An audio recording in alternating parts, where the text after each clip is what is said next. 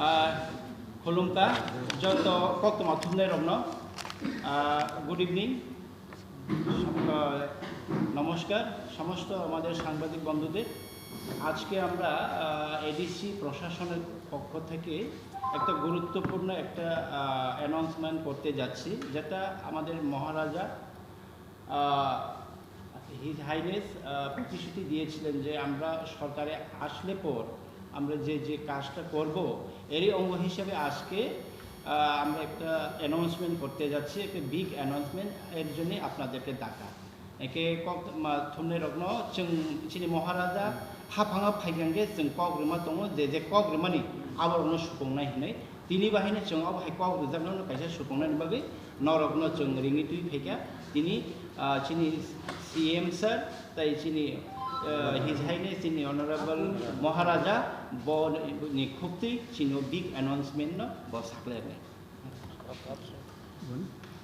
100 days. Thank you, friends. Election, during the time of the election, Tipra मोथा ने एक commitment दिया था कि हमारे जो माधवबारी में जिन लोगों को गोली लगा था, उनको गोली मारा गया था, उनका रिहेबिलिटेशन का प्रोसेस हम लोग शुरू करेंगे। इससे पहले हमने और एक प्रॉमिस किया था कि विश्वजीत देबबर्मा, पिंडूलाल चाकमा और मंत्रीलाल काइपिंग का फैमिली को भी एक हम लोग कॉम्पनसेशन देंगे। हमने माधवबारी के बारे में बात किया था। यहाँ में हमारे संग सुमित देबबर्मा, रवि कुमार देबबर्मा, पोहर देबबर्मा, शंकर देबबर्मा और मौतम देबबर्मा है। इन पांचों लोगों को जब हमने सिटीजनशिप अमेंडमेंट एक्ट के खिलाफ जब हम लोग आंदोलन कर रहे थे तो इनको गोली लगा था। एडीसी ने पूरा अपना काम करके इन पांचों लोगों को हमने अब नौकरी दिया है। मैं जानता हूं कि ये हमारा कमिटमेंट था पहले से, लेकिन बहुत लोग शायद भूल चुके हैं, बहुत लोग भूल भी जाते हैं इलेक्शन ख़त्म होने के बाद। लेकिन ये मेरा कमिटमेंट है और ये कमिटमेंट को पूरा करने के लिए मैं थैंक यू बोलना चाहता हूँ हमारे सीएम को, हमारे ईएम्स कमल कोला यहाँ में है, यहाँ में हमारे राजेश त्रिपुरा है, विजय बाबू है यहाँ में, और हमने सब ने ये डिसीजन एग्जीक्यूटिव काउंसिल में लिया है। और अब हमारे ये जो 5 लोग हैं जिनको गोली लगा था जब माधवबारी का प्रोटेस्ट हुआ था, उनको नौकरी दिया जा रहा है। I would like to congratulate and thank everyone for keeping our promise. Commitment बहुत इम्पोर्टेंट होता है और पॉलिटिक्स में आजकल कमिटमेंट बहुत कम लोग रखते हैं, लेकिन मुझे इसमें पॉलिटिक्स नहीं करना है। आप सबको कॉन्ग्रेचुलेशन, आपका नौकरी हो चुका है। ये नौकरी से इनका जो चोट, इनका जो दर्द है वो वापस तो नहीं जाएगा, लेकिन ये हमारी तरफ से एक छोटा सा एक जेस्चर है कि हम आपको नहीं भूले हैं, आपके ख़राब समय में हमने नहीं भूला। और आज क्योंकि हमारा समय थोड़ा ठीक चल रहा है, इसका ये मतलब नहीं है कि हम आपको भूलेंगे। तो ये पांचों को हम लोग ये अपॉइंटमेंट लेटर्स है इन लोगों का, इनको हम देने वाले हैं। एंड ये इम्पोर्टेंट अनाउंसमेंट है। बहुत लोगों को लगेगा शायद ये इम्पोर्टेंट नहीं है, लेकिन तिपरासा होने के लिए जिन्होंने सैक्रिफाइस किया है, जिन्होंने सैक्रिफाइस किया, आज ये लोग नेता नहीं है, लेकिन इन्होंने बहुत सैक्रिफाइस किया है और इनका सैक्रिफाइस, इनका बलिदान ऐसा नहीं जाना चाहिए। इसके लिए हमने इनको ये जॉब का अपॉइंटमेंट लेटर हम दे रहे हैं। Thank you very much. And वो तो सबको मालूम होगा, पहले भी हमने पिंडूलाल चाकमा को, मंत्रीलाल काइपिंग को और विश्वजीत देबबर्मा को हम लोग ने 75,000 from TTADC and 25,000 from Tipra Motha, मतलब कि क्यूमुलेटिवली 1 लाख दिया है।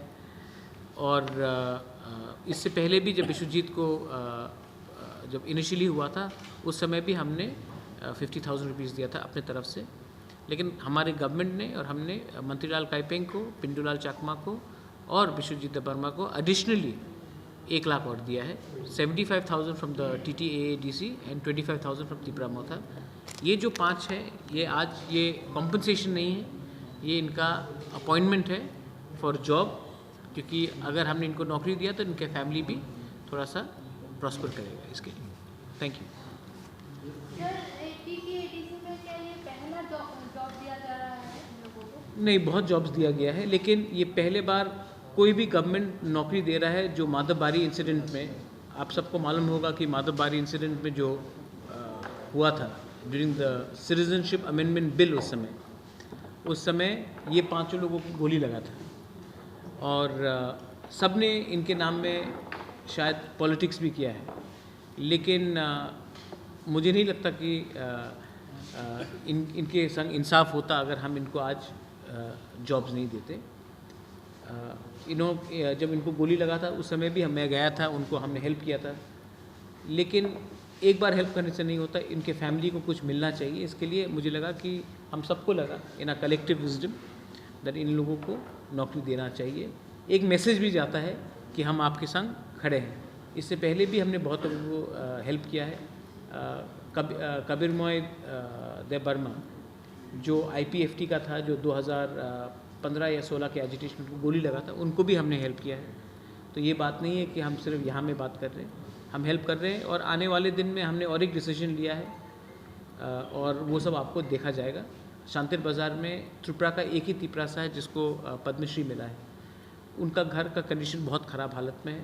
हमने एग्जीक्यूटिव काउंसिल में ये डिसीजन लिया है कि हमारा पद्मश्री है और बहुत सीनियर है, तो उनको भी हम, उनका घर भी हम ठीक से बना देंगे। और कौन सा डिपार्टमेंट का और कौन सा पोस्ट दे रहे हैं? ये हमारे CM बात करेंगे तो ज़्यादा ठीक रहेगा। हर लोगों का अलग क्वालिफ़िकेशन है, उनके क्वालिफ़िकेशन के हिसाब से उनको नौकरी दिया जा रहा है, depending on the qualification. Her department qualification है और जो ग्रेजुएट है उनको LDC का पोस्ट में दिया जाएगा और दोनों ग्रुप D में है, बाकी 3 बाकी Everyone who, Pinaki, is that Pinaki? NEC, हाँ. Everyone who has suffered and people have played politics on them, I think it was a commitment before the election, and it's a very important thing that we live up to a commitment. It was a commitment before the election to give compensation or jobs to people who have suffered and who have sacrificed during the entire agitation. We have already helped Mantrilal Kaipeng, Pindulal Chakma and Bishwajit Debarma's family. These 5 gentlemen who were very brutally injured in police firing during the CAB, that time it was CAB movement, we thought that the best way we can honor their sacrifice and their pain is by giving them jobs. I know this is a small drop in the ocean, but it's a start, it's a gesture. Sometimes messaging is very important, and we have hopefully done that, and we will keep on doing it in the days to come. Sir एक बार, जैसे कि Tripura government का job जो होता है वो fix में होता है, तो इन लोगों को जो जॉब दिया जा रहा है वो फिक्स नहीं, अभी कॉन्ट्रैक्ट में है और हम उसको स्लोली रेगुलराइज कर देंगे, क्योंकि हमारे पास प्रावधान भी करना पड़ता है और वो प्रावधान के लिए हमारा एक पूरा एक प्रोसीजर होता है। लेकिन जब तक सिस्टम बनते रहेगा, इसका ये मतलब नहीं कि हम इनको डिनाई करें। तो अभी हमने कॉन्ट्रैक्ट में लिया है और बाद में हम रेगुलराइज भी कर देंगे।